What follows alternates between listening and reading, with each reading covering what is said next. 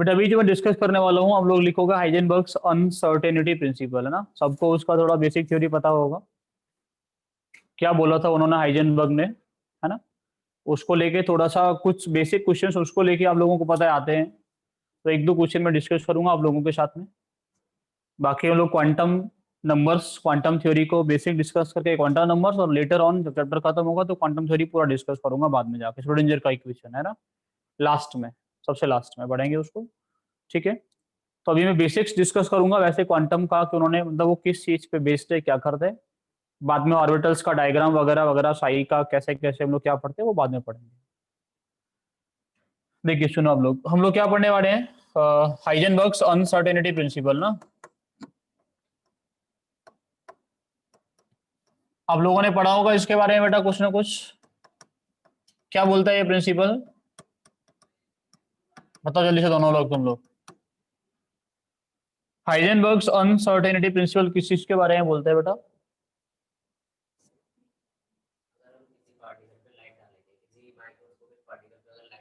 हाँ, लाइट डाल दिया, उस टाइम पे उसकी पोजीशन हाँ, और उसकी स्पीड दोनों को डेफिनेट फिक्स बताना इम्पॉसिबल। लाइट डालेंगे तो, बिना लाइट डाले बता सकते हैं। बिना लाइट डाले तो दिखेगा ही नहीं। तो तुम क्या कहना चाहते हो, जो लाइट हम यूज कब बता सकते हैं कब नहीं बता सकते। माइक्रोस्कोपिक अगर कोई पार्टिकल है तो हाँ, नहीं बता सकते, अगर कोई बड़ा पार्टिकल कब नहीं बता सकते। हाँ, तुम बोल रहे थे ना लाइट डालेंगे तो नहीं बता सकते। जब एक माइक्रोस्कोपिक पार्टिकल पे लाइट डालेंगे तब डेल्टा एक्स इक्वल टू, अच्छा ठीक है, सही बोल रहे हो। बट इन्होंने क्या बोला था कि अगर हम लोगों के पास में कोई पार्टिकल है, वो कैसा है, मूविंग पार्टिकल, मोशन में है कोई पार्टिकल, ठीक है ना, कोई मूविंग पार्टिकल है, तो उसका पोजीशन और हम लोग उसका मोमेंटम को नहीं बता सकते एक्यूरेटली, है ना। हम लोग पोजीशन और मोमेंटम को दोनों को एक साथ एक्यूरेटली कैलकुलेट नहीं कर सकते हैं, ठीक है ना। हम लोग दोनों को एक साथ एक्यूरेटली कैलकुलेट नहीं कर सकते। इन दोनों में से बेटा कोई भी एक चीज एक्यूरेटली कैलकुलेट किया जा सकता है, मतलब एक्यूरेटली मतलब 100% एक्यूरेसी के साथ में तो किसी को हम लोग कैलकुलेट कर नहीं सकते हैं। उन्होंने क्या बोला, एक साथ में हम लोग इन दोनों को एक्यूरेटली कैलकुलेट नहीं कर सकते। अगर हम लोग इसको कैलकुलेट करने जाएंगे तो बेटा इसमें क्या आता है, कुछ ना कुछ एरर आता है। क्या आता है, एरर आता है। उस एरर को हम लोग क्या बोलते हैं, उस एरर को हम लोग बोलते हैं अनसर्टेनिटी। क्या बोलते हैं, ठीक है। तो इनका बेटा कहने का सिंपल सा मतलब था, इनका कहने का सिंपल मतलब ये था कि किसी भी मूविंग पार्टिकल का position and momentum can not be calculated accurately at a time. किसी एक पर्टिकुलर टाइम पे हम लोग किसी पार्टिकल का पोजीशन और मोमेंटम को एक्यूरेटली कैलकुलेट नहीं कर सकते। अगर उनको कैलकुलेट करने का कोशिश करते तो उसमें क्या होता है बेटा, हमेशा एरर आता है, ठीक है ना। इसको बेटा वेरीफाई किया था किसने, इसको हाइजेनबर्ग्स ने ही वेरीफाई किया कि आप जो बोल रहे हैं वो कहीं ना कहीं सही है। क्यों, हाइजेनबर्ग ने बोला जो लैम्डा होता है वो कैसा होता है बेटा, lambda is inversely proportional to, कैसा होता है बेटा, पी होता है। ऐसे ही बोला था ना हाइजेनबर्ग ने। जो लैम्डा होता है वो कैसा होता है, इनवर्सली प्रोपोर्शनल टू मोमेंटम होता है। लैम्डा क्या बताता है, क्या बताता है बेटा, हाँ ना, कुछ तो बोलो, कम से कम कुछ नहीं बोलो, वेवलेंथ ही बोल दो। क्या बताता है, ये पोजीशन बताता है।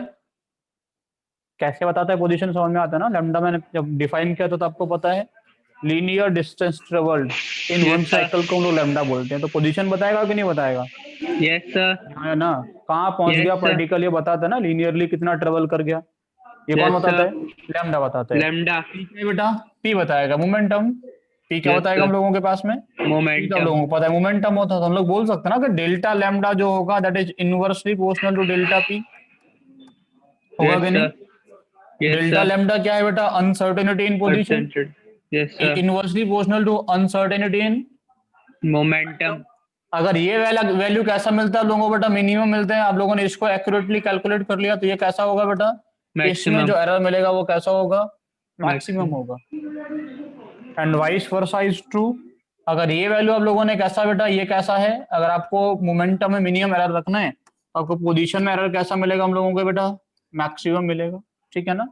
तो इनका कहने का मतलब, इन्होंने भी वेरीफाई किया कि हम लोग एक टाइम पे मूविंग पार्टिकल का पोजीशन को और मोमेंटम को एक्यूरेटली कैलकुलेट नहीं कर सकते। वो किसी का भी नहीं कर सकते, चाहे हम हो या कोई और भी हो, ठीक है ना। हम लोग भी तो वेव की फॉर्म में चलते हैं, Yes, sir. अगर गाड़ी जा रही है तुम लोगों के सामने से, तुम उसका स्पीड को और पोजीशन को एक्यूरेटली नहीं बता सकते। अगर आपने स्पीड बता दी एक्यूरेट, तो उसके पोजीशन में क्या होगा बेटा, Change बहुत होता ज्यादा रहेगा। एरर होगा। अगर आपने उसका पोजीशन बता दिया तो उसके स्पीड में एरर निकल के आएगा 100%। तो इनका Yes, कहने का sir. मतलब क्या था कि मूविंग पार्टिकल का पोजीशन और मोमेंटम को हम लोग एक साथ नहीं बता सकते। उसमें क्या आता है, हमेशा एरर आता है। अगर डेल्टा एक्स क्या है, अनसर्टेनिटी इन पोजीशन है। क्या है, अनसर्टेनिटी इन पोजीशन है। अगर डेल्टा एक्स का अनसर्टेनिटी इन पोजीशन, ठीक है ना। डेल्टा पी क्या है, delta P is uncertainty in momentum. Delta P क्या है बेटा, अनसर्टेनिटी इन मोमेंटम। तो उन्होंने क्या बोला, delta x into delta P is always equal to less than greater than equal to H upon 4 पाई। ठीक है ना बेटा। उन्होंने क्या बताया कि जो प्रोडक्ट ऑफ अनसर्टेनिटी आता है किसी भी सिचुएशन में, कम से कम कितना आता है, एच अपॉन 4 पाई तो आता ही आता है। ठीक है, कैसा आता है, H किसी भी upon 4 कंडीशन pi. में निकालोगे वो एच अपॉन 4 पाई से इक्वल या उससे ज्यादा आता है। तो बेटा आपको पता है मोमेंटम क्या होता है, एम इंटू V. वी। तो डेल्टा पी किसके इक्वल हो जाएगा, M into M delta into V. Delta V ना, मोमेंटम मास तो सेम रहेगा। तो Yes, लिख सकते sir. हैं ना, delta x into delta V is greater than equal to H upon 4 pi M. ये दिस क्लियर, Yes, ठीक है sir. ना।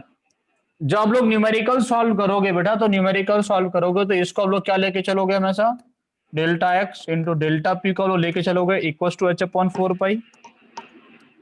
Delta x into delta P का लोग किसके लेके इक्वल चलोगे बेटा, एच अपॉन और डेल्टा वी को। Delta x into delta V किसके इक्वल लेके चलोगे, एच अपॉन 4 पाई एम के इक्वल लेके हमेशा सॉल्व करोगे। Is this clear. हमेशा Yes, कैसे sir. सॉल्व करोगे बेटा, इक्वल लेके हमेशा सॉल्व करने वाले हो, ठीक है ना, जब लोग Yes, sir. न्यूमेरिकल सॉल्व करोगे तो। अदरवाइज जो अनसर्टेनिटी है वो इससे ज्यादा भी हो सकता है, और वो डिपेंड करता है तुम लोगों ने कितना एरर किया है ना। कितना Yes, भी sir. एक्यूरेटली कैलकुलेट करोगे तो एच अपॉन 4 पाई का एरर आता है। आप लोगों ने ज्यादा किया तो ज़्यादा का आएगा. तुम्हारी गलती है। समझ में आ रहा है कि नहीं आ रहा।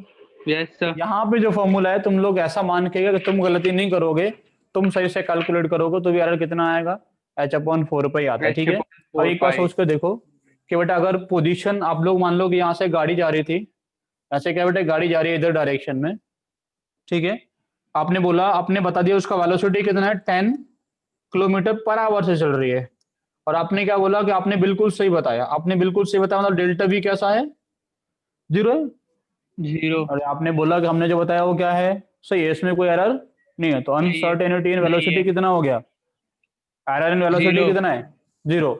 तो पोजीशन में 0. एरर कितना आएगा, डेल्टा एक्स कैसा होगा, H Maximum. Upon 4 pi M delta we. तो कितना आ जाएगा बेटा, मतलब उसका पोजीशन बता ही नहीं सकते। समझ में आ रहा है कि नहीं आ रहा। अब Yes, इसको थोड़ा sir. सा ऑब्जर्व कर लेते हैं बेटा, ये कहाँ पे काम आएगा कहाँ पे नहीं आएगा। चलो मान ले तो तुम चलते हो बेटा 10 किलोमीटर पर आवर से, 10 मीटर पर सेकंड से चलते हो तुम लोग, और तुम्हारा मास कितना है बेटा, तुम्हारा मास है 10. 60 kg। ठीक है ना, इज क्लियर। Yes, sir. आपके वेलोसिटी में जो एरर है, आपके वेलोसिटी में जो एरर है डेल्टा वी है, वेलोसिटी में जो एरर है बेटा वो 1% का है। कितने का, 1% का 8%. एरर। कितना मान लें, 1%। डेल्टा 8%. वी कितना, 1% है। तो 1% मतलब कितना हो जाएगा, 10 का 1%, Hmm. रहना Yes, sir. 0.1। आपने जो वेलोसिटी बताया उसमें कितने का एरर है बेटा, 1% का 0. एरर आपने किया। तो आपसे पूछे कि आपके पोजीशन में कितना एरर आएगा, आपके पोजीशन में एरर कितना आएगा, H upon 4 pi M 4 pi delta V. delta H V कितना है, 6.6 into 10 to the power minus -34, 24. 4 pi M 3.14. Into delta V 10 to the power 0.1. -1। Hmm. रहा या ना। Yes, sir. इसको सॉल्व आप लोग करोगे तो आपको जो एरर आएगा वो किस ऑर्डर का आएगा, 10 to the पावर -34 के आसपास का ही Yes, sir. ना। ऊपर जाएगा -5 -30 लिख दूं, कोई दिक्कत थोड़ी है। कम से कम 10 to the पावर -30 का ऑर्डर का आएगा कि नहीं आएगा। Yes, sir. तो ये कोई एरर है, अरे तुम्हारे पोजीशन में इतना एरर है, तुम 1 मीटर पे हो, बोलो इतना एरर के साथ में, तो क्या एरर हुआ, ये 0. एरर है क्या। नहीं. तो तुम्हारे साथ में बेटा जो एरर आया वो कैसा आया, नेग्लिजिबल आया। Negligible. लेकिन अगर तुम इसको इलेक्ट्रॉन के लिए कैलकुलेट करने लगते बेटा, इसके लिए कैलकुलेट करने लगते हैं इलेक्ट्रॉन। अगर इलेक्ट्रॉन तुम्हारी स्पीड से चले, कितने से चले बेटा? इलेक्ट्रॉन भी तुम्हारी स्पीड से चलने लगा बेटा, चलता तो नहीं लेकिन मान ले उसका मास कितना होता है 9.1 into 10 to the power minus 31 kilogram. तो बेटा उसके भी मान लेते हैं कि उसका भी जो डेल्टा भी है वो कितना है 1% का। तुम लोगों ने उसके वाला छोटी में किया तो वो कितना होगा 0.1। अरे हाँ या ना? तो बेटा उसका डेल्टा एक्स निकालोगे वो कितना आएगा h/4 pi m delta v s upon 6.6 into 10 to the power minus 34 4 into pi into 9.1 into 10 to the power minus 31 into delta भी कितना है 10 टू द पावर -1। इसको ऊपर ले जाओगे तो एरर आएगा 10 टू द पावर -2 और -3 के ऑर्डर का। ये तो बेटा ऑब्जर्व करने लायक है ना। Yes sir. एरर तो हमारे पोजीशन में भी होता है, लेकिन हमारा मास कैसा होता है बहुत ज्यादा होता है तो दिखता कैसा है बहुत कम दिखता है।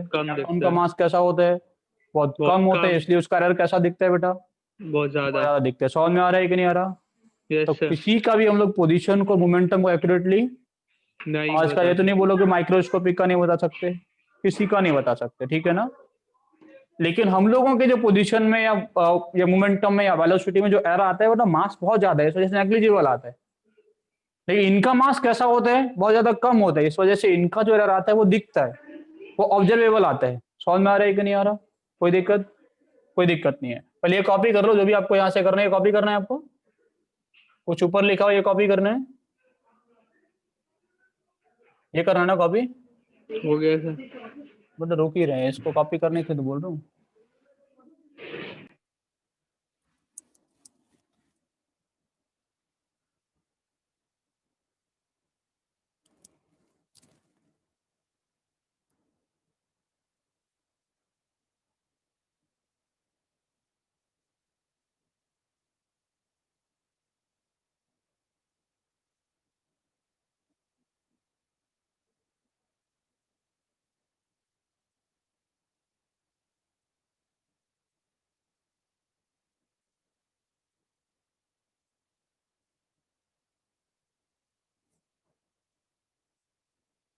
हो गया?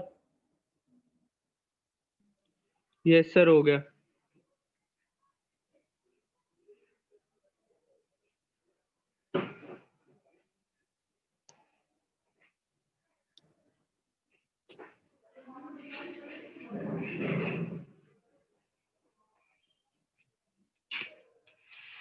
लिख दिया? और तो क्वेश्चन लिखना है इसमें से।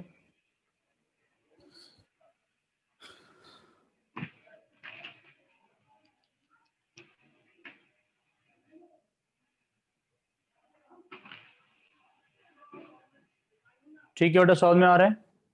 Yes sir. कॉपी हो गया सबका? Yes sir. ठीक है, तुमने कॉपी कर लिया था पूरा? बेटा इसके आगे सुनो आप लोग।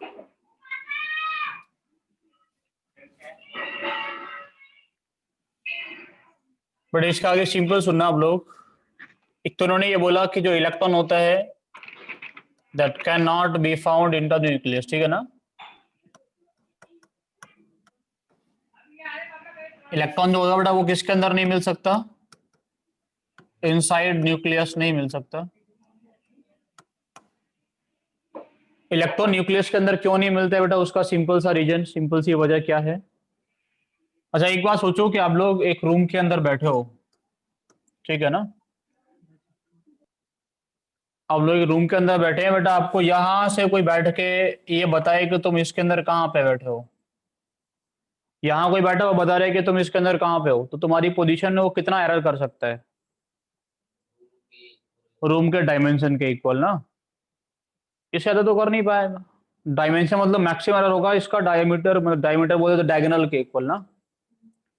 हो सकता है कि आप बैठो यहाँ पर उसने बता दिया यहाँ पे, ये मैक्सिमम एरर हो सकता है ना इतना। यस और नो? तो इलेक्ट्रॉन कहाँ रहता है, इलेक्ट्रॉन रहता है अगर न्यूक्लियस के अंदर तो इसके अंदर रहेगा। और आप इसके पोजीशन में मैक्सिमम एरर कितना कर सकते हो, इसके न्यूक्लियस के रेडियस के बराबर। इसका जो रेडियस होता है वो किस ऑर्डर का होता है 10 टू द पावर -13 के ऑर्डर का।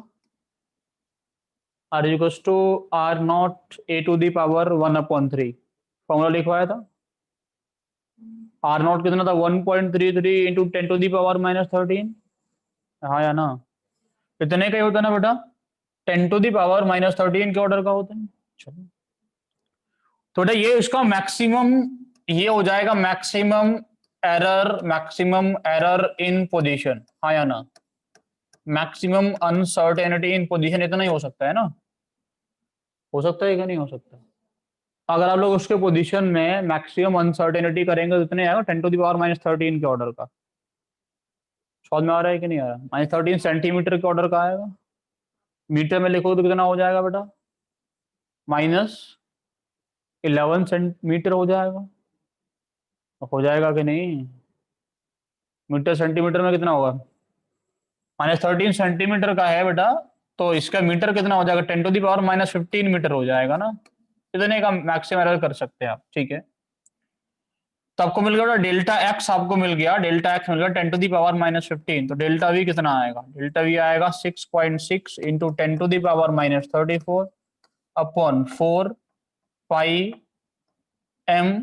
एम कितना होता है 9.1 into 10 to the power -31 into delta X. Delta X कितना 10 टू दी पावर -15।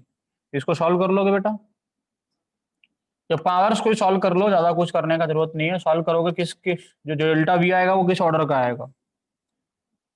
कितना हो गया बेटा ये 40 और 30 कितना हो गया बताओ जल्दी से, 146 हो गया ना। तो 10 टू दी पावर 12 के ऑर्डर का आएगा बेटा, 10 टू दी पावर 12 के ऑर्डर आएगा अनसर्टेनिटी इन वेलोसिटी। और वेलोसिटी में इतना एरर हो सकता है क्या, क्यों नहीं हो सकता, क्योंकि लाइट की स्पीड से भी ज्यादा है। लाइट का स्पीड कितना होता है 3 into 10 to the power 8 metre पर सेकेंड, और उससे बहुत ज्यादा तो हम लोगों ने एरर कर दिया। मैक्सिमम स्पीड जितना हम लोगों को मिला उससे ज्यादा हम लोग एरर बता रहे हैं। तो क्या ये पॉसिबल है बेटा, क्या ये पॉसिबल है, नहीं पॉसिबल बेटा, इट इज इम्पॉसिबल। बट ऐसा पॉसिबल नहीं हो सकता, ऐसा पॉसिबल नहीं हो सकता मतलब क्या पॉसिबल नहीं हो सकता, इलेक्ट्रॉन न्यूक्लियस से मिल जाए ये पॉसिबल नहीं हो सकता। इट इज क्लियर, कोई दिक्कत, कॉपी करो।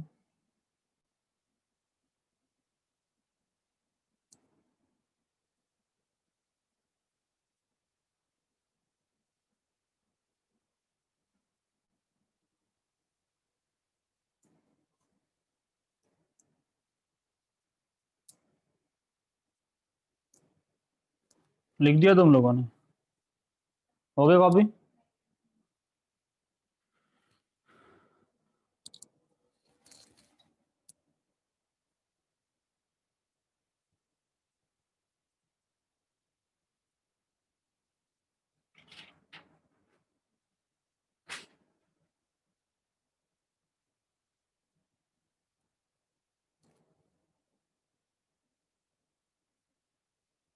हो गया क्या, चलिए बेटा।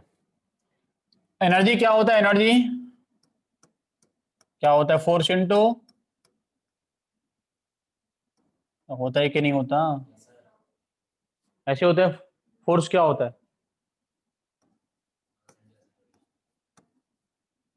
एक्सीलरेशन क्या होता है,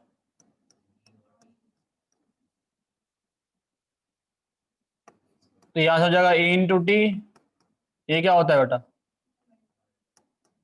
ऐसा होगा कि नहीं होगा, तो मैं बोल सकता हूँ ना delta E into delta T equal to delta P into,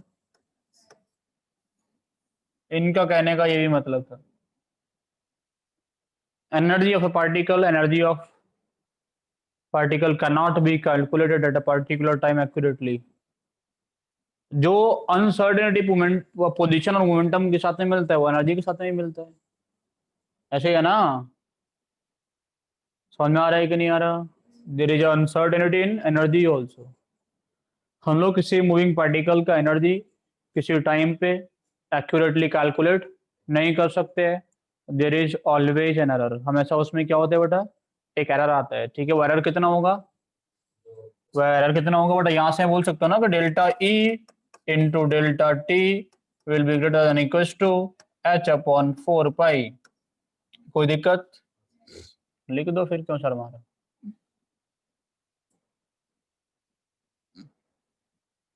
तो सर आपको समझ में आया कि नहीं आया ये? ठीक है,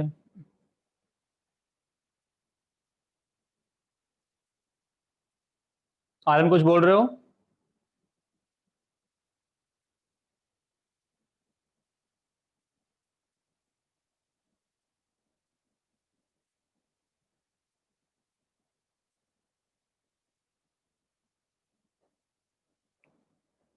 हो गया, चलिए एक छोटा सा क्वेश्चन आप लोगों के लिए।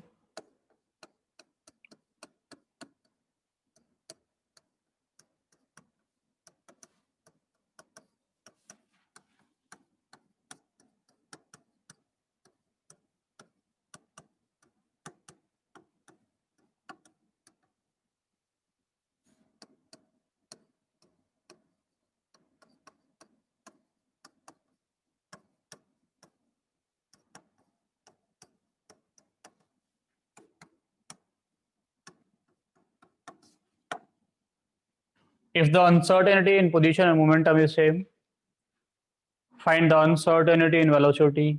निकाल सकते हैं क्या? छोटा सा क्वेश्चन है बेटा।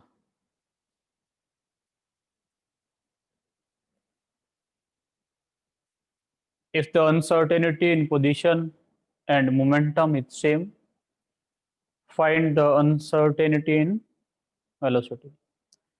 वेलोसिटी में क्या अनसर्टेनिटी होगा ये आपको बताना है, तो बता सकते हैं आप लोग? नहीं बता सकते? बता दो तो क्या सवाल है? 1/2 प्लस माइनस 1/2 रूट में h/पाई। चलो देखते हैं, याद है तुम्हें ये? याद था ये? निकाला तो नहीं तुमने अभी? निकाला तो कुछ ना कुछ दिक्कत कर दी, देखो।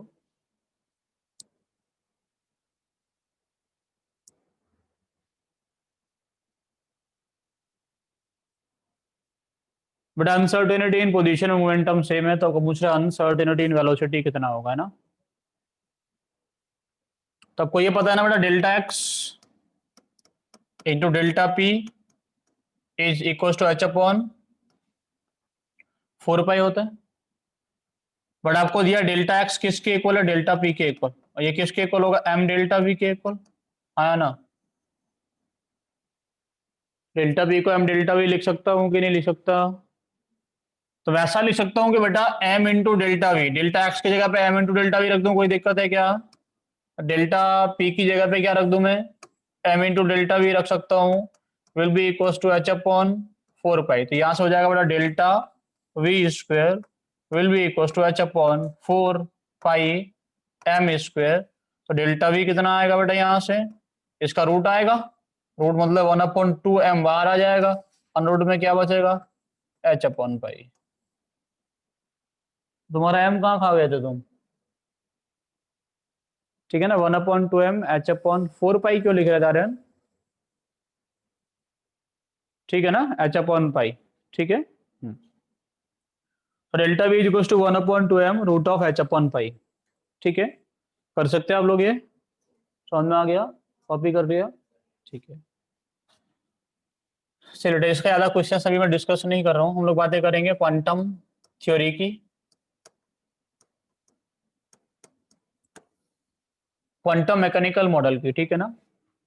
अब थोड़ा सही से सुनना, शांत हो गए तुम लोग। क्वांटम थ्योरी क्या बोलते हैं? देखो अभी तक का थ्योरी हम लोग अगर बातें करें रदरफोर्ड के फेलियर की, तो बहुत सारे फेलियर्स हैं। उससे फेलियर्स क्या है बेटा? एक तो हाइजेनबर्ग्स का अनसर्टेनिटी प्रिंसिपल उसको फेल करता है। दूसरा कौन फेल करता है बेटा? डी ब्रोगली का हाइपोथेसिस, उन्होंने वेव नेचर बता दिया। एक और लिमिटेशन उसका ये था कि वो सिर्फ हाइड्रोजन लाइक एटम के लिए वैलिड था, है ना। उसके बाद में और लिमिटेशन क्या थी कि वो जीमन इफेक्ट और स्टार्क इफेक्ट को भी एक्सप्लेन नहीं कर पाया था। पढ़ा आप लोगों ने जीमन इफेक्ट, स्टार्क इफेक्ट? कोई बताएगा क्या होता है? बट एक्चुअल में क्या होता है कि हम लोगों ने क्या बोला, जीमन और क्या बेटा, स्टार्क इफेक्ट, इन दोनों को भी कौन एक्सप्लेन नहीं कर पाया था? बोर एक्सप्लेन नहीं कर पाया था। ये क्या होता है कि हम लोगों के पास में एक्चुअल में हम लोगों ने जब स्पेक्ट्रम देखा तो उसके अंदर एक लाइन मिला ना, लाइन मिला, मिला कि नहीं मिला? ये लाइन क्या होता है बेटा? इस लाइन को हम लोग अगर इलेक्ट्रिक फील्ड में या मैग्नेटिक फील्ड में जाके देखो, तो ये लाइन क्या करता है? ब्रेक कर जाता है इनटू सम फाइन लाइंस। ठीक है ना, कुछ फाइन लाइंस में ब्रेक हो जाता है, मतलब इसके साथ साथ में क्या मिलता है आपको, कुछ छोटे छोटे और भी लाइंस आपको ऑब्जर्व करने को मिलेंगे। क्या मिलेंगे बेटा, इसके साथ साथ में आपको छोटे छोटे कुछ लाइंस और भी ऑब्जर्व करने को मिलते हैं। आपको दिख रहा है छोटे छोटे लाइंस मैं बना रहा हूँ, ठीक है ना, कुछ और फाइन लाइंस बेटा ऑब्जर्व करने को मिलते हैं। तो ये और भी लाइंस क्यों मिलते हैं, इसको कौन एक्सप्लेन नहीं कर पाया था, उसको बोर एक्सप्लेन नहीं कर पाया। इनको रेस्पेक्टिवली इलेक्ट्रिक और मैग्नेटिक फील्ड में किसने देखा था, जीमन ने और स्टार्क ने, ठीक है ना। इन्होंने जाकर ऑब्जर्व किया कि इलेक्ट्रिक फील्ड में जाकर देखो इसको, तो हम लोगों को कुछ और फाइन लाइंस भी मिलते हैं। ऐसे फाइन लाइंस क्यों मिलते हैं बेटा हम लोगों को, इसको कौन एक्सप्लेन नहीं कर पाया था, इसको बोर एक्सप्लेन नहीं कर पाया। तो these are the limitations of Bohr model, कुछ सर्टेन लिमिटेशंस। शायद आपको ये नहीं पता होगा जीमन इफेक्ट और स्टार्क इफेक्ट, बाकी पता होगा, है ना। बाकी हाइजेनबर्ग्स इनका लिमिटेशन है ना। श्रोडिंजर का क्या बोलते हैं हम लोग अभी पढ़े, तो बोर मॉडल इनका, बोर का क्या बोल रहा था मैं, डी ब्रोगली का हाइपोथेसिस इनका लिमिटेशन है ना। सिंगल इलेक्ट्रॉन एटम के लिए वैलिड है, ये इनका लिमिटेशन है। तो कुछ सर्टेन लिमिटेशंस थे इनके, ठीक है। तो इनके लिमिटेशंस एक मेन तो ये था कि ये सिर्फ एक ही एटम, सिंगल इलेक्ट्रॉन एटम को एक्सप्लेन करता है, उसके आगे वैलिड नहीं था। तो किसको आना पड़ा बेटा, क्वांटम थ्योरी। ये पूरा प्रैक्टिकल थ्योरी था, ऑब्जर्वेशन बेस्ड थ्योरी था, ठीक है ना। एटम को माइक्रोस्कोप के अंदर देखा गया, उसके बाद में पूरा थ्योरी दिया गया कि इलेक्ट्रॉन एटम दिखता कैसे है, ठीक है ना। एटम कैसा दिखता है उस सबके बेस पे, समझ में आ रहा है मैं क्या बोल रहा हूँ। तो एटम कैसा दिखता है वो चीजों को बेस पे दिया गया। तो इन्होंने एक सिंपल सा, आप लोगों ने अगर श्रोडिंजर का इक्वेशन का बेसिक पढ़ा हो तो आपने एक पढ़ा होगा कि एच साई किसके इक्वल होते हैं बेटा। इन्होंने एक सिंपल सा इक्वेशन दिया था, H Sai equals to E Sai, जिसको मैं इस चैप्टर के बाद में डिटेल में डिस्कस करने वाला हूँ, ठीक है ना। H Sai equals to E Sai, ठीक है ना।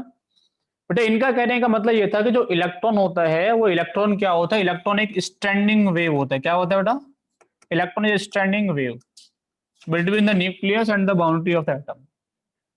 जो इलेक्ट्रॉन होता है बेटा वो कैसे करता है, वो स्टैंडिंग वेव की तरह एक्ट करता है। मतलब क्या कहानी है कि एक एटम स्टैंडिंग वेव का मतलब क्या हो गया, दो पॉइंट के बीच में रस्सी बांध दो, उसको पकड़ के खींच के छोड़ दो, छोड़ोगे तो वेव बनेगा, उसको क्या बोलते हैं, स्टैंडिंग वेव बोलते हैं, ठीक है ना। तो वेव कैसा बन सकता है, ऐसा बन सकता है वेव,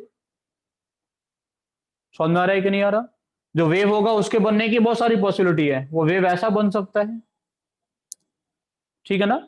जो वेव बनेगा बेटा उसका क्या होगा, उसका एक अपना एम्पलीट्यूड होगा, होगा कि नहीं होगा उसका एम्पलीट्यूड ए। और जो एम्पलीट्यूड होता है उसको हम लोग यहाँ क्या लिखते हैं, किससे रिप्रेजेंट करते हैं बेटा, साई से। Sai is the amplitude of electron wave. जो इलेक्ट्रॉन है वो वेव की तरह। एक्चुअल में क्या होता है, इनका कहने का मतलब ये था कि एटम होता है, एटम को मान लो एक बॉल है ना, बॉल में हम लोग होल करो, एक उसमें मक्खी घुसा के छोड़ दो, तो पागल होके घूमेगी ना उसके अंदर, ऐसा एटम होता है बेटा, ठीक है। मतलब जहां जहां पे वो मक्खी घूमेगी वहां तुमने क्या कि डॉट बनाते गए, डॉट बनाते गए, आपने देखा कि ऐसा हम लोगों को दिखता है एटम।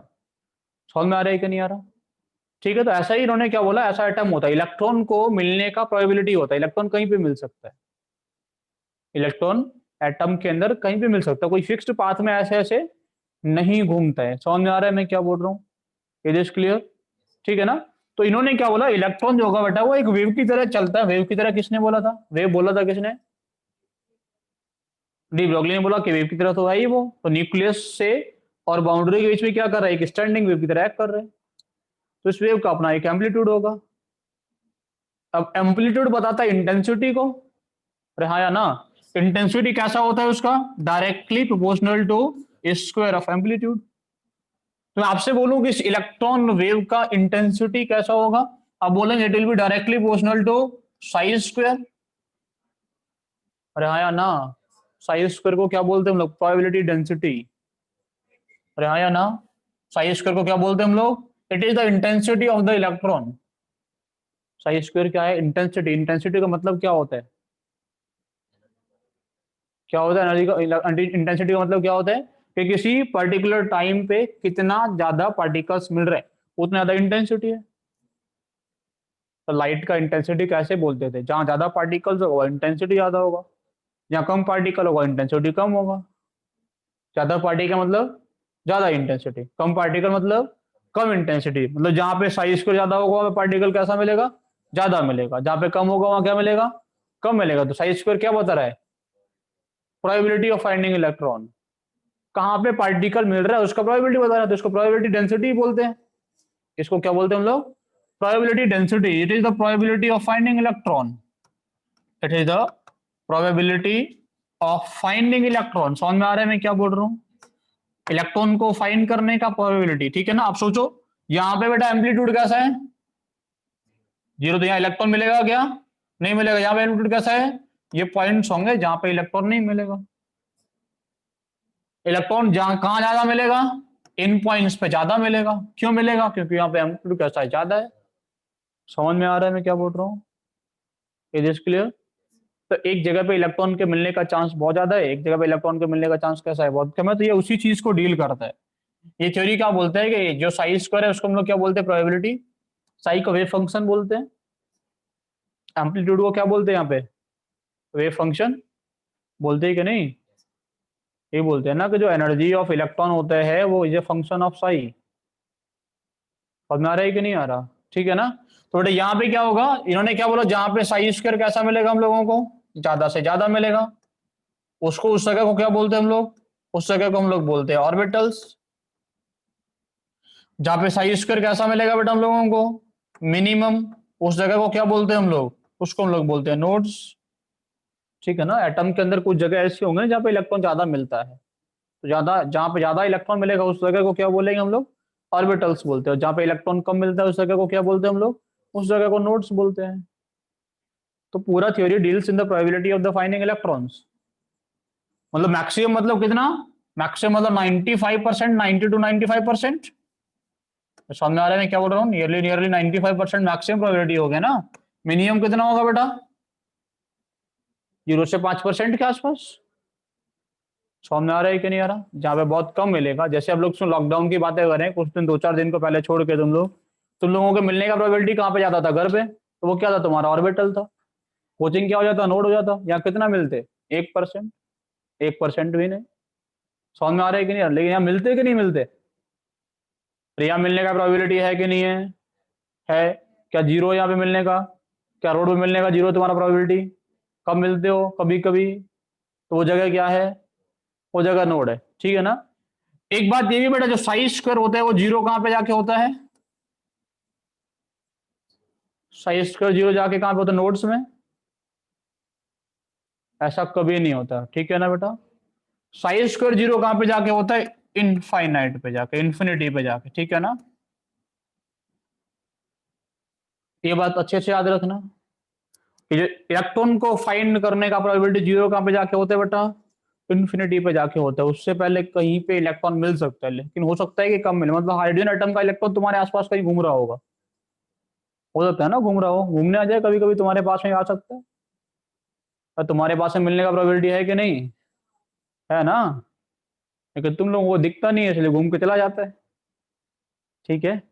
मतलब मिलता हर जगह पे एक एटम का। एक एटम का साइज कैसा होता है? इनफाइनाइट होता है इस थ्योरी के अकॉर्डिंग। तो आप लोगों ने पढ़ा होगा ना, एटॉमिक रेडियस जो होता है that is not defined for independent atom.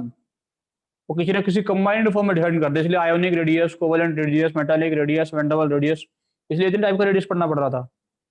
ध्यान आया ना। आयोनाइजेशन एंथैल्पी थोड़ी पढ़ते हो, आयोनिक, मेटालिक, कोवेलेंट नहीं पढ़ते ना, क्योंकि वो इंडिपेंडेंट एटम के लिए डिफाइंड होता है। साइज डिफाइंड नहीं होता किसी इंडिपेंडेंट एटम का। क्यों? कि वो इनफाइनाइट होगा। उसके अंदर इलेक्ट्रॉन को मिलने का प्रोबेबिलिटी जीरो कहां पे जाके होगा? इन्फिनिटी पे जाके। अब लोग कितना साइज मानोगे? जहां तक इलेक्ट्रॉन मिलेगा वहां तक साइज मानोगे ना। समझ में आ रहा है कि नहीं आ रहा? तो ये बेसिक पॉइंट्स थे इनके, जिसको लेके मैं क्वांटम नंबर अभी डिस्कस करूंगा और इसे वापस लौटूंगा क्वांटम नंबर्स इलेक्ट्रॉन्स को फिल करने के बाद में, सब कुछ करने के बाद में। ठीक है। इस थ्योरी में वापस लौटूंगा मैं इस चैप्टर के। इस थ्योरी को पढ़ा के चैप्टर को मैं खत्म करूंगा। ठीक है। इसमें से जो भी आपको अपनी मर्जी से कॉपी करना है वो कर लो। ठीक है। एक बात ये भी समझना कि इस थ्योरी में आके ऑर्बिटल्स, ऑर्बिट का कॉन्सेप्ट खत्म हो जाता है। सेल होता है ये नहीं बोलता, सेल वेल खत्म हो जाएगा ना इनके यहाँ पे आके। हाँ या ना। ये किसको डील करेगा? It deals in orbitals. Electron को मिलने का एक जगह पर प्रोबेबिलिटी होती है, उसको ऑर्बिटल बोलते हैं। इनके हिसाब से ऑर्बिट ऑर्बिट कुछ नहीं होता। ऑर्बिटल क्या है? न्यूक्लियस के चारों तरफ इलेक्ट्रॉन कहाँ पे मिल सकता है? कहीं पे भी मिल सकता है। 3 dimensional space around the nucleus, जहाँ पे इलेक्ट्रॉन मिल सकता है। अब बहुत सारे पॉइंट्स आप लोग डिफरेंस लिख सकते हो कि ऑर्बिटल जो होते हैं वो डायरेक्शनल होते हैं, ऑर्बिट्स जो होते थे वो डायरेक्शनल नहीं होते थे, वगैरह वगैरह वगैरह। एक ऑर्बिटल में कितना इलेक्ट्रॉन आता है ना। अलग अलग शेप के होते हैं, उसको स्पेरिकली बोलते थे। ठीक है। वो पॉइंट्स आप लिख सकते हो। वो 2D पाथ होता है या 3 डायमेंशनल स्पेस होता है। चलो आपको दिखाऊंगा इस क्लास में, आपको दिखाऊंगा कैसा दिखता है वो। एटम, ठीक है, दोनों थ्योरी के अकॉर्डिंग।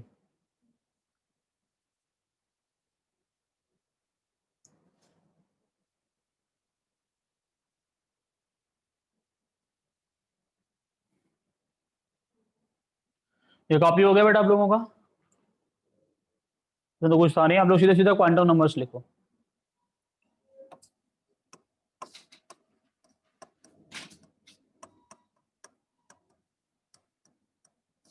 अरे कितने होते हैं क्वांटम नंबर्स ये बताओ? हम लोग 4 क्वांटम नंबर्स पढ़ते हैं, ठीक है ना, इनको लेके कहीं ना कहीं क्वेश्चन बार बार आता रहता है, लेकिन बहुत आसान पार्ट भी है क्वांटम नंबर्स वाला। देखते हो तुम लोगों को ये आसान चीजें हर साथ, तुम लोग आसान पढ़ते नहीं हो ना, तुम लोगों को डिफिकल्ट पढ़ने में मजा आता है ना, इसलिए आसान तुम पढ़ते नहीं हो। तो देखेंगे आसान चीजें तुम लोगों को कितना आती है, ठीक है ना। बेटा क्वांटम नंबर्स में सबसे पहला जो क्वांटम नंबर होता है वो क्या होता है? प्रिंसिपल क्वांटम नंबर, ठीक है ना। क्या होता है? Principal quantum number. आप लोग बताएंगे प्रिंसिपल क्वांटम नंबर क्या बताता है हम लोगों को? क्या बताता है बेटा? जोर से बोलो, क्या बताता है? अभी तो बोल रहे थे ऑर्बिट ऑर्बिट कुछ होता नहीं है, तुम फिर भी उसी को बोल रहे हो। क्या होता था प्रिंसिपल क्वांटम नंबर? बेटा प्रिंसिपल क्वांटम नंबर हम लोगों को एनर्जी लेवल का आइडिया देता है, ठीक है ना। कौन से वाले एनर्जी लेवल में इलेक्ट्रॉन रहता है, ठीक है ना। इसको सेल और ऑर्बिट मत बोलना, एनर्जी लेवल ही बोलना, ठीक है, क्योंकि सेल ऑर्बिट और एनर्जी लेवल में डिफरेंस है कि नहीं। ऑर्बिट सेल 2 डायमेंशनल पाथ होता था, एनर्जी लेवल कोई 2 डायमेंशनल पाथ नहीं है, एक पूरा 3D एक स्पेस है। समझ में आ रहा है मैं क्या बोल रहा हूँ, ठीक है ना। तो एक इसको डील करता है, या एनर्जी लेवल को डील करता है कि कौन से वाले एनर्जी लेवल में इलेक्ट्रॉन है, कहाँ पे है। बट प्रिंसिपल क्वांटम नंबर को हम लोग एन से रिप्रेजेंट करते हैं, और एन का वैल्यू क्या होता है? 1 2 3 4, कुछ भी हम लोगों के साथ आगे तक हो सकता है, ठीक है। तो ये वैल्यू आप लोगों को क्लियर है। इससे ज्यादा प्रिंसिपल क्वांटम नंबर के बारे में कुछ हम लोगों को नहीं पढ़ना है। एनर्जी लेवल का आइडिया देता है प्रिंसिपल क्वांटम नंबर। दूसरा हम लोग क्या पढ़ेंगे बेटा? प्रिंसिपल क्वांटम नंबर के बाद में दूसरा क्वांटम नंबर क्या होता है? दूसरा क्वांटम नंबर होता है एक्सीम्यूथल क्वांटम नंबर।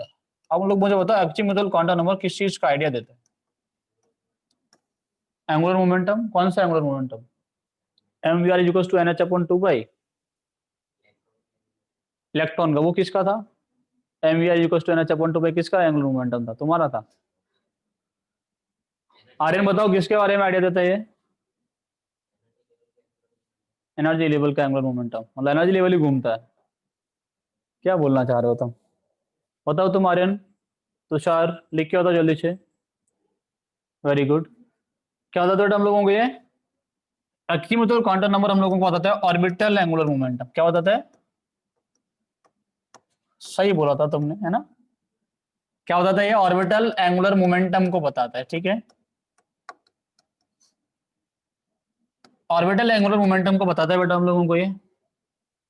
एक्सीम्यूथल क्वांटम नंबर को हम लोग एल से रिप्रेजेंट करते हैं, और एल का वैल्यू जो होता है वो क्या क्या होता है? 0 से लेके n-1 तक होता है, ठीक है। कहां से कहां तक होता है? 0 से लेके n-1 तक होता है। और हम लोग निकाल सकते हैं ऑर्बिटल एंगुलर मोमेंटम, निकाल सकते हैं। वो किसके इक्वल होता है? Under root of L into L plus 1 H upon 2 pi B M. B M समझते हो क्या होता है? बी एम क्या होता है बेटा? क्या होता है बी एम? पहली बार सुन रहे हो? सुना नहीं आपसे पहले? बी एम होता है बोर मैग्नेटॉन, है ना। क्या होता है बी एम का value? 9.2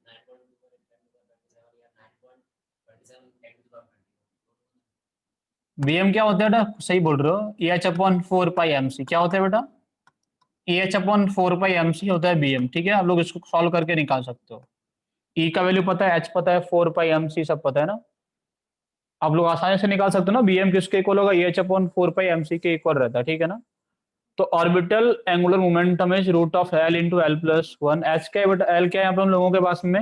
L is एक्सीम्यूथल quantum number, ठीक है। अब देखो निकालेंगे कैसे, उसको सिंपल समझना। आपको पता है बेटा एन का वैल्यू अगर 1 होगा तो एल का वैल्यू क्या होता है? उसके अंदर सिर्फ 0 होता है, एक वैल्यू मिलता है। एन का वैल्यू 2 होने पे एल का वैल्यू क्या क्या मिलेगा बेटा? 0 और 1 मिलता है। n का वैल्यू 3 होगा तो l का वैल्यू क्या क्या मिल जाएगा आप लोगों को? 0 1 2 ऐसा मिल जाएगा ना, ठीक है ना।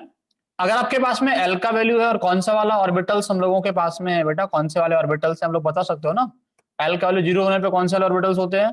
s 1 होने पे, p 2 होने पे, d 3 होने पे बेटा, हाँ, f फिर बेटा 4 होगा तो, 5 होगा तो, 6 होगा तो, 5।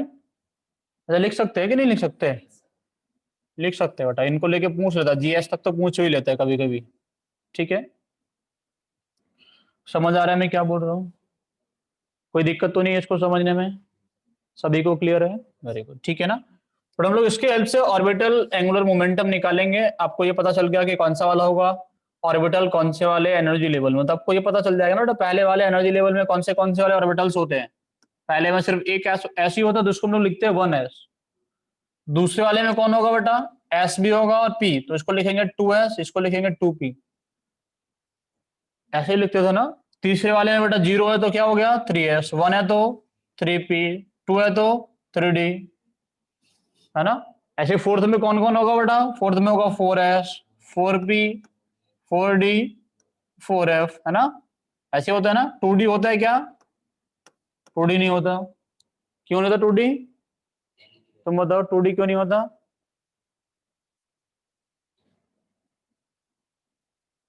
टू डी होता है कि नहीं होता? देखो 2d होता है कि नहीं होता? होता है। क्यों नहीं होता 2d? बताओ 2d क्यों नहीं होता? डी में 2 सर n रिप्रेजेंट कर रहा है तो उधर n equal number n minus 1 तक। हाँ वेरी गुड। क्योंकि बेटा यहाँ पे n का वैल्यू कितना आ रहा है? 2, और d के लिए l का वैल्यू कितना होता है? तो क्या कभी n और l इक्वल हो सकते हैं? छोटा ही होना चाहिए ना बेटा। जो l होता है हमेशा क्या होता है? n से छोटा रहता है, 2d तो बनेगा नहीं, ठीक है ना। समझ में आ रहा है मैं क्या बोल रहा हूँ?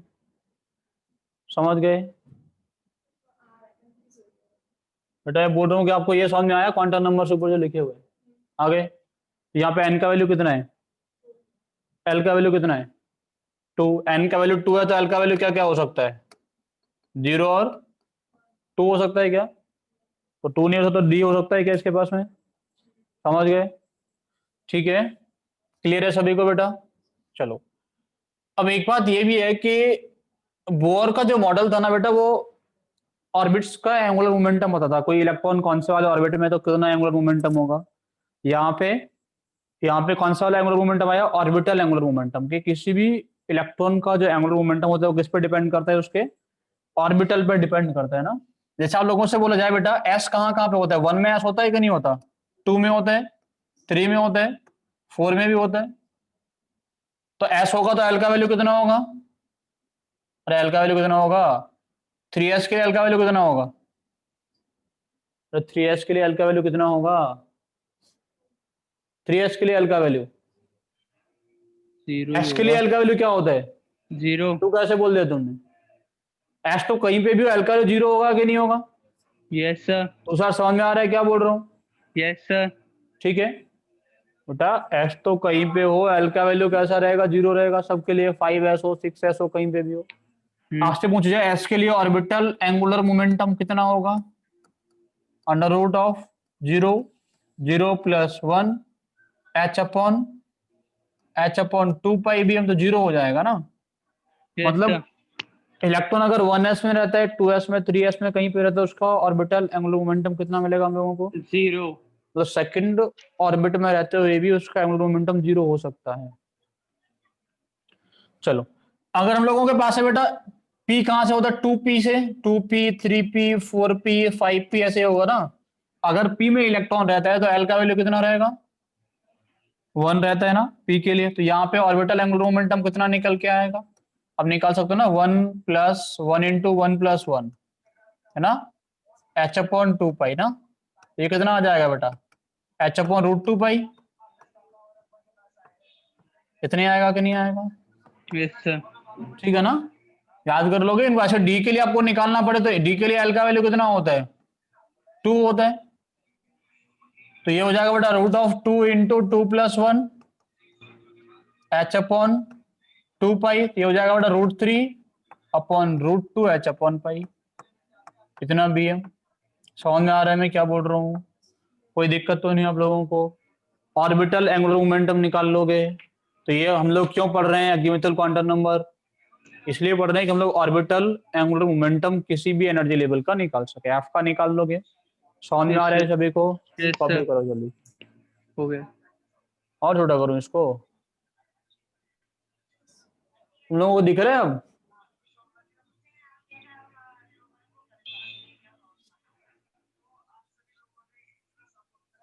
लिख दो इसको जल्दी से।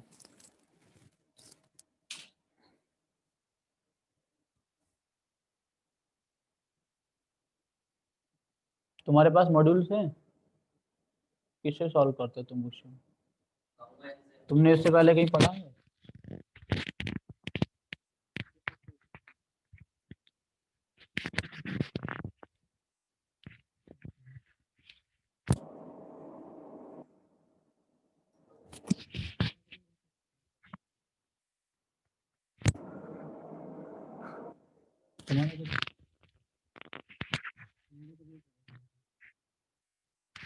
कहाँ से?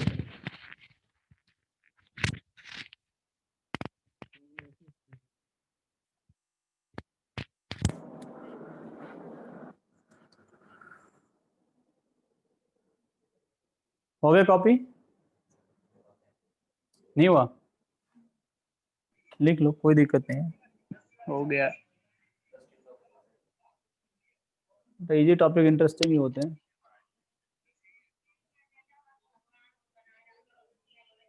हाँ, जैसे बायो वालों से पूछो, उनको बायो इंटरेस्टिंग लगता है। रटना ही तो है, उसमें क्या करेंगे। देख से रटने बैठी होगी अभी।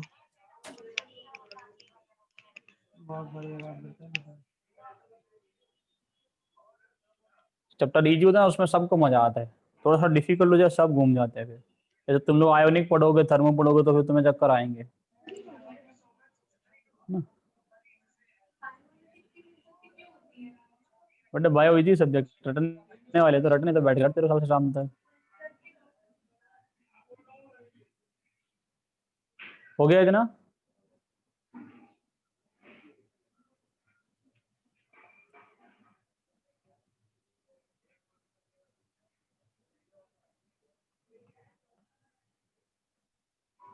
चलिए बेटा, इसके आगे हम लोग पढ़ेंगे मैग्नेटिक क्वांटम नंबर, है ना। नेक्स्ट क्या हम लोगों के पास में? मैग्नेटिक क्वांटम नंबर क्या होता है ये बताएगा? क्या बताता है magnetic quantum number?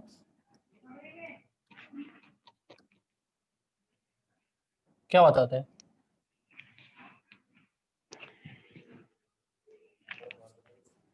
Number of orbitals बताता है बेटा। तुम लोग बताओ।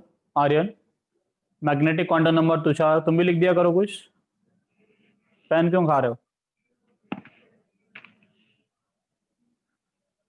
क्या बताएगा magnetic quantum number? Number of orbitals बताता है।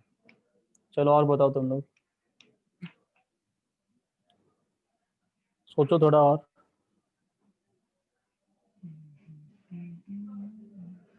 The magnetic quantum number gives us the orientation of orbitals. क्या बताता है? It gives us the orientation of orbitals. ठीक है। ऑर्बिटल्स का ओरिएंटेशन क्या है उसको हम लोगों को बताता है कौन? मैग्नेटिक क्वांटम नंबर बताता है। ओरिएंटेशन मतलब समझते हैं ना? हाँ, किस डायरेक्शन में है, कैसा है ना। शेप तुम लोगों को सिंपल मिल गया था कि हम लोगों ने शेप कैसे बता दिया। देखिए कहाँ कहाँ पे इलेक्ट्रॉन मिला। बी का शेप ऐसे मिला था, एस का स्पेरिकल होता है, पी का कैसा होता है, डम्बल होता है, डी का डंबल कैसा होता है। डबल डम्बल होता है, एफ का कैसा होता है, कॉम्प्लेक्स होता है। हम लोग उसको थोड़ा बना नहीं सकते यहाँ पे, है ना। तो कॉम्प्लेक्स शेप रहता है, आसानी से ड्रॉ नहीं किया जा सकता। ठीक है, उसका काम भी नहीं पड़ता हम लोगों को कभी ड्रॉ करने का पूरा केमिस्ट्री में। 3 से काम चल जाता है। मेजरली एस और पी से काम चल जाएगा क्योंकि सारे बॉन्डिंग हम लोग एस और पी के पढ़ते हैं। डी के तो हम लोग कोऑर्डिनेशन कंपाउंड पढ़ते हैं, तो वहाँ हम लोगों को ऑर्बिटल्स ड्रॉ करने का ज़्यादा रिक्वायरमेंट होता ही नहीं है। कभी कभी पड़ेगा तो कहीं ना कहीं बैक बॉन्डिंग वगैरह वगैरह में पड़ता है, तो हम लोग वहाँ ज़्यादा दिक्कत भी नहीं आती है ड्रॉ करने में। ठीक है, चलो। बट ओरिएंटेशन ऑफ ऑर्बिटल्स हम लोगों को देते हैं। जैसे अगर मेरे पास में एम का वैल्यू जो होता है वो क्या होता है? एम का जो वैल्यू होता है वो होता है -L to +L। ऐसा होता है बेटा। माइनस एल से लेके प्लस एल तक होता है, कहाँ से होके गुजरेंगे बेटा हम लोग? जीरो से होके, ठीक है ना। क्या होता है, माइनस एल से लेके प्लस एल तक होता है, जीरो से होके निकलेंगे हम लोग हमेशा। आप लोगों से पूछा जाए बेटा कि हम लोगों के पास एल का वैल्यू अगर जीरो है तो एम का वैल्यू क्या होगा? जीरो ही होगा, क्योंकि एस का ऑर्बिटल्स, तो एस के ऑर्बिटल्स का कितना ओरिएंटेशन होता है आपसे पूछे? सिंगल होता है। एक ओरिएंटेशन होता है यस सर। बेटा, एक ओरिएंटेशन। एक orientation। एस का शेप कैसा होता है? स्फेरिकल। एक Spherical। ओरिएंटेशन कैसे हो गया फिर? एक ओरिएंटेशन ऐसा होगा कि इसके अंदर से कहीं से भी एक एक्सिस पास करा सकते हो तुम, इधर से पास करा दो, आप चाहो तो यहां से पास करा दो एक एक्सिस, आप कहीं से भी एक एक्सिस पास करा सकते हो ना इसके अंदर। इसका ओरिएंटेशन कैसा होता है बेटा? सिर्फ एक ओरिएंटेशन रहता है। समझ में आ रहा है मैं क्या बोल रहा हूँ? सिमिलरली हम लोग बोलो कि हम लोगों के पास में एल का वैल्यू कितना है, एल का वैल्यू अगर हम लोगों के पास होता है 1, तो कौन से वाले ऑर्बिटल्स हो गए? पी। एम का वैल्यू क्या क्या मिलेगा हम लोगों को? -1, 0, +1, ही मिलेगा ना। मतलब पी का कितना ओरिएंटेशन होगा बेटा? पी का शेप कैसा होता है? पी का शेप होता है डम्बल शेप। तो कितने ओरिएंटेशन में मिलते हैं बेटा? ये 3 में। ये एक्स एक्सिस है, इसके अलॉन्ग मिल जाएगा, उसको क्या बोलते हैं हम लोग? पी एक्स बोलते हैं। ये वाई एक्सिस है, इसके अलॉन्ग मिल जाएगा, इसको हम लोग क्या बोलते हैं बेटा? इसको हम लोग पी वाई PY। बोलते हैं। ये जेड एक्सिस है, इसके अलॉन्ग मिल जाएगा, इसको हम लोग क्या बोलते हैं बेटा? इसको हम लोग पी जेड PZ। बोलते हैं। और जो एम का वैल्यू होता है that is given 0 to P Z, ठीक है ना। एम का वैल्यू जो 0 होता है वो किसको देते हैं हम लोग? पी जेड को देते हैं। डायरेक्टली क्वेश्चन पूछ लेता है, ठीक है। तो 3 ओरिएंटेशन हो गया, इसलिए हम लोग बोलते थे पी में 3 डब्बे होते हैं, 3 ऑर्बिटल्स होते हैं। एस में एक ही ऑर्बिटल होता है क्योंकि उसका एक ही ओरिएंटेशन होता है ना। पी के 3 अलग अलग ओरिएंटेशन मिले तो ना, बट पी में कितने ऑर्बिटल्स हो गए? पी के ऑर्बिटल्स कितने होते हैं? 3 होते हैं। 3 एस होते के हैं। ऑर्बिटल्स कितने होते हैं? एक होता है। एक वो होता है। ओरिएंटेशन बेस्ड है। समझ में आया? अच्छा, डी यस के सर। लिए आप लोग बनाओगे बेटा, तो लोगों से बोला 5 डी के होते हैं। लिए हम लोगों के पास में एल का वैल्यू कितना होगा? एल का वैल्यू अगर 2 है तो कौन से ऑर्बिटल्स हो गए बेटा? डी के ऑर्बिटल्स हो गए। एम का वैल्यू क्या क्या होगा वहां से? -2, -1, 0, +1, +2, ऐसे होता है बेटा। कितना ओरिएंटेशन होता है डी का? 5। टोटल 5 ओरिएंटेशन होता है। कौन सा 5 ओरिएंटेशन बेटा? सबसे पहला ओरिएंटेशन ये एक्स एक्सिस है, DX। ये वाई एक्सिस है, तो इसका नाम क्या होगा बेटा? नाम बताओ इसका, देखते हैं कौन बताता है। इसका नाम बताओ। D X Y. ये D X Y. Tushar, D X Y सही है क्या? DX - Y। Aryan, D X Y है? This is D X square minus Y Y square square. Along the axis है। तुम लोगों ने बोल दिया डी एक्स वाई होता है। 2-3 बार नहीं पूछता मैं, सही भी पूछ लेता 2-3 बार, तुम लोग D X square minus Y square तो वैसे ही बोलने लगते, अगर इन बिटवीन ही बनाया होता तो, है ना। थोड़ा एक हम लोगों के पास होता है, सिंपल में बनाऊं तो एक हम लोगों के पास होता है एक्स एक्सिस हो गया, ये वाई होगा, तो इनके बिटवीन मिलते हैं बेटा लोग इन जनरल, है ना। तो ये होता है डी एक्स वाई। एक हम लोगों को मिलता है ऐसा ही बेटा, ये वाई है, ये जेड है, तो उसको क्या बोलते हैं हम लोग? D Y GYZ। जेड। एक हम लोगों के पास ऐसा एक और मिलता है बेटा, ये हम लोगों के पास में क्या है? ये एक्स है, ये जेड है, तो क्या मिलता है हम लोगों को? उसको क्या बोलते हैं हम लोग? डी एक्स जेड, ठीक है ना। एक हम लोगों को मिलता है बेटा ऐसा कुछ, ये क्या हम लोगों के पास? This is X Y plane, क्या है? XY। ये कौन सा एक्सिस हो गया? ये Y। कौन सा हो गया बेटा? एक्स वाई प्लेन, तो ये कौन सा हो जाएगा? Z। एक लोब मिलता है बेटा जेड एक्सिस के अलॉन्ग, और एक रिंग घूमता है इसमें। क्या होता है? एक रिंग यहाँ घूमता रहता है, ठीक है। क्या रहता है? एक रिंग घूमता कहाँ है। घूमता है बेटा? एक्स वाई प्लेन में। और जो एक लोब मिल रहा है उसका, वो किसके अलॉन्ग मिलता है हम लोगों को? जेड के अलॉन्ग मिलता है। इसको क्या बोलते हैं हम लोग? इसको बोलते हैं डी जेड स्क्वायर। एम का वैल्यू 0 किसके लिए होता है? डी जेड स्क्वायर के लिए, ठीक है। तो इतना तरीके का टोटल हम लोगों को डी का ओरिएंटेशन मिलता है। डी का जो मिलता है 5 तरीके का मिलता है, D X Y, D Y Z, D X Z, D X square minus Y square, D Z square, ठीक है। अब इसका हम लोग यूज जो करेंगे ना, वो जब इनका बॉन्डिंग करेंगे तो सीखेंगे इनका यूज क्या क्या है। इन D X Y D Y Z आप लोगों ने पढ़ा होगा ना, जब आप लोग कोऑर्डिनेशन कंपाउंड पढ़ते होंगे, तो C F S C crystal field crystal field theory theory. पढ़े होंगे ना, उसमें क्रिस्टल फील्ड स्टेबलाइजिंग एनर्जी या स्टैटिक एनर्जी पढ़े होंगे। तो CF2 में आपने पढ़ा होगा कि स्प्लिट हो जाता है इन्हीं की वजह से, क्योंकि जब लिगेंड अप्रोच करते हो तो कहीं पर रिपल्सन बहुत ज्यादा होता है, कहीं पर रिपल्सन बहुत कम होता है ना, तो उसकी वजह से कुछ आपको ऑब्जर्वेशंस मिले। तो इनका सबका जब बॉन्डिंग पढ़ेंगे सबका अपना अपना, एस का अपना पढ़ेंगे, बी का पढ़ेंगे, डी का पढ़ेंगे, तो इन सब शेप्स का काम आपको वहां दिखेगा सही तरीके से, प्रॉपर तरीके से बॉन्डिंग में जाके, ठीक है। थोड़ा डी का कितना ओरिएंटेशन होगा? टोटल 5 ओरिएंटेशन होता है। आपसे एफ का पूछने लगे, ये पूरा कॉपी कर लिया आप लोगों ने? ये अब तक का कहानी था इसमें। यस सर, हो गया। करो कॉपी इसको। पता ही नहीं है कि मालूम है लाते तो कछु नहीं है, वो बोल जल्दी जा रहा है।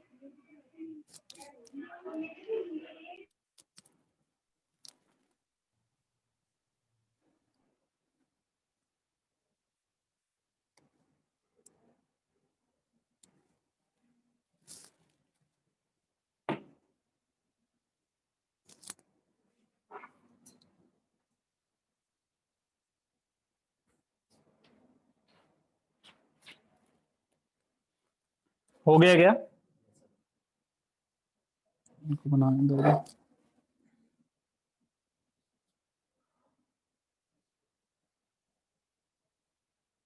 हो गया? Yes sir, no sir? Yes sir. Magnetic quantum number हो गया बेटा।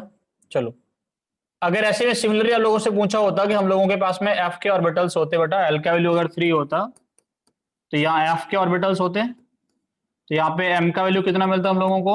-3, -2, -1, 0, +1, +2 और प्लस। टोटल कितने ओरिएंटेशन मिलते हैं बेटा आपको? टोटल 7 मिलते हैं ना।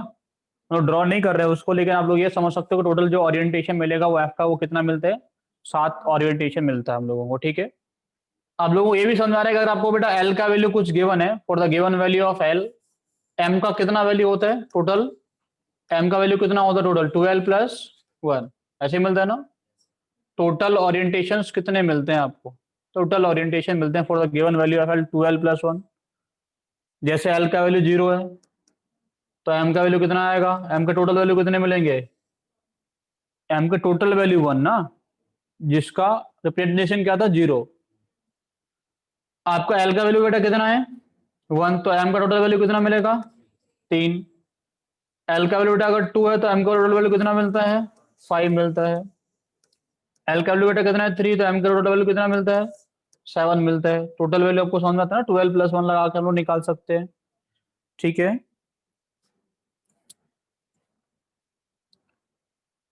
एक और क्वांटम नंबर बच गया बेटा, स्पिन क्वांटम नंबर। क्या होता है बेटा स्पिन क्वांटम नंबर? क्या बताता है हम लोगों को स्पिन क्वांटम नंबर? किसी को नहीं पता? हाँ, इलेक्ट्रॉन का स्पिन बताता है। तुम बताओ स्पिन क्वांटम नंबर क्या बताता है? तुमने तो ना बताने की कसम खा रखी है कि हम नहीं बताएंगे सर।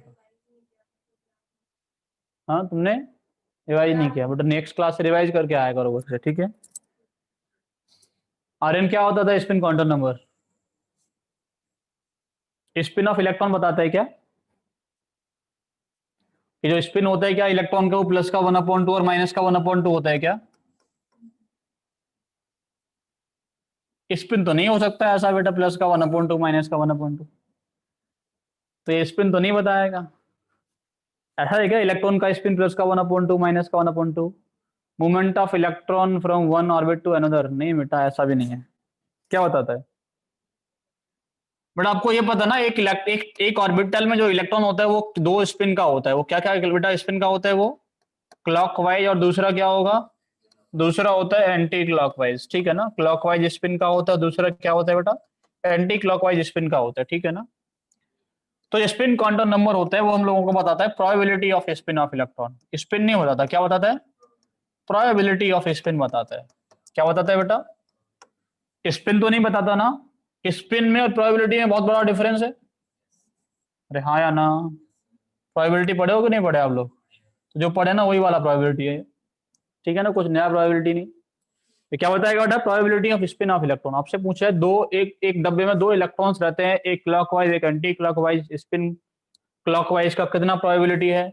आप बोलेंगे कितना? बोलेंगे 50% चांस है। इसका क्या बोलेंगे हम लोग 50% चांस है। ये बोलेंगे हम लोग कितना प्रोबेबिलिटी है, कितना प्रोबेबिलिटी है 1/2 1/2 ना। तो ये प्रोबेबिलिटी है, ये स्पिन नहीं है इलेक्ट्रॉन का। स्पिन क्या है क्लॉकवाइज और प्रोबेबिलिटी क्या है 1/2 और 1/2। क्लॉकवाइज के लिए क्या लगा लेते हैं हम लोग प्लस, एंटी क्लॉकवाइज के लिए क्या लगा लेते हैं हम लोग minus. Plus minus is just representation, ठीक है ना। अब आपको इलेक्ट्रॉन को कौन सा वाला वैल्यू देना है वो तुम्हारे ऊपर है, ठीक है ना। इलेक्ट्रॉन को हम लोग कौन सा वाला वैल्यू दे रहे हैं वो तुम्हारे ऊपर है, बाकी हम सिखाएंगे कि कौन सा वाला देना है प्रॉपर तरीके से आगे चल के, ठीक है ना।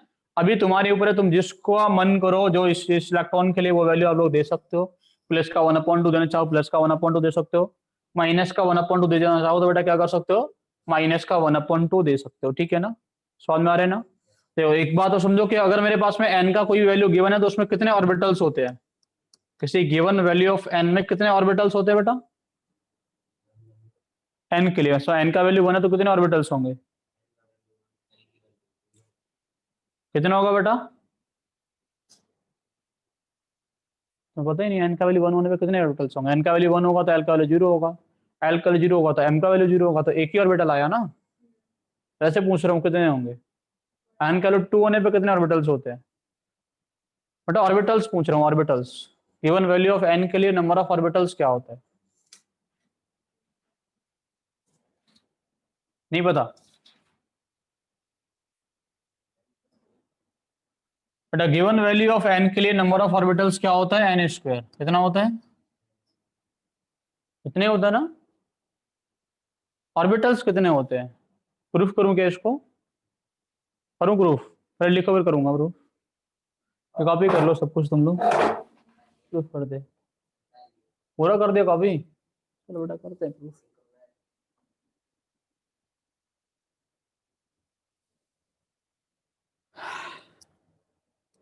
आपको n का वैल्यू गिवन है, तुम लोग नंबर ऑफ ऑर्बिटल्स नहीं निकाल पा रहे। चलो बहुत आसान सा काम है, इसको निकालने में कोई दिक्कत भी नहीं है।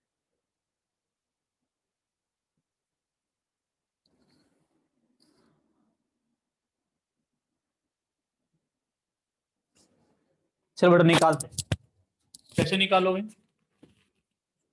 बहुत आसान सा काम है, जल्दी जल्दी से सुनो इसको। बट आपको मान लो n का वैल्यू 1 है, n का वैल्यू कितना है 1, तो l का वैल्यू क्या होगा, l का वैल्यू कितना होगा, l का वैल्यू 0 होगा तो ऑर्बिटल्स कितने होंगे, तो टोटल ऑर्बिटल्स कितना आ गया, समझ में आ रहा है कि नहीं आ रहा। n का वैल्यू कितना है बेटा 2, तो l का वैल्यू क्या क्या होगा 0 और 1। l का वैल्यू 0 होने पर ऑर्बिटल्स कितने होंगे, इतना होने पर कितने होंगे, टोटल मिला के कितने आ गए। n का वैल्यू कितना है बेटा हम लोगों के पास 3, l का वैल्यू क्या क्या होगा 0 1 और 2। समझ में आ रहा है क्या, ये होगा देखो यहाँ पे होगा इतना 1, यहाँ पे कितना होगा 3, यहाँ पे कितना होगा 5, सब काट करेंगे कितना आ जाएगा, वही तो बोल रहा था n² होता है। तुम लोग ऐड नहीं कर पाते, कर पाते कि नहीं कर पाते, भूल जाते ऐड करना है। आप लोगों ने एक चीज तो बचपन से रटी है ना बेटा कि टोटल इलेक्ट्रॉन्स n का वैल्यू आपको गिवन है, तो इलेक्ट्रॉन्स कितने होते हैं, इलेक्ट्रॉन्स कितने होते हैं वो 9th क्लास से रटते आ रहे हो 2n²। एक ऑर्बिटल में कितने इलेक्ट्रॉन होते हैं 2, किसने बोला था, पॉलीज एक्सक्लूजन प्रिंसिपल, पढ़े कि नहीं पढ़े, पढ़े ना। फिलिंग ऑफ इलेक्ट्रॉन्स जब पढ़ूंगा तो और सिखा दूंगा, नहीं पता तुम लोगों को तो। एक डब्बे में 2 इलेक्ट्रॉन्स आते हैं, क्लॉकवाइज एक एंटी क्लॉकवाइज, पॉली ने बोला था ना। समझ में आ रहा है कि नहीं आ रहा, ठीक है। तो बेटा एक डब्बे में 2 इलेक्ट्रॉन, टोटल डब्बे कितने होते हैं n², तो टोटल इलेक्ट्रॉन्स कितने होगा 2n²। ये तुम रटते आए हो कि नहीं रटते आए, रटते थे, ठीक है ना बेटा। तो 2n² इलेक्ट्रॉन्स होते हैं ना किसी भी ऑर्बिटल, किसी भी n के वैल्यू के लिए, किसी भी एनर्जी लेवल में टोटल इलेक्ट्रॉन्स कितने होते हैं 2n² होते हैं। समझ में आ रहा है कि नहीं आ रहा, कोई दिक्कत, कोई दिक्कत नहीं है, अच्छे से समझ गए। चलो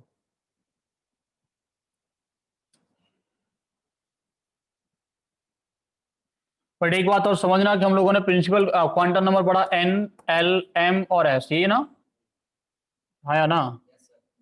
बट ये 3 जो क्वांटम नंबर्स हैं these are the solutions of Schrodinger equation, किसके सॉल्यूशन है,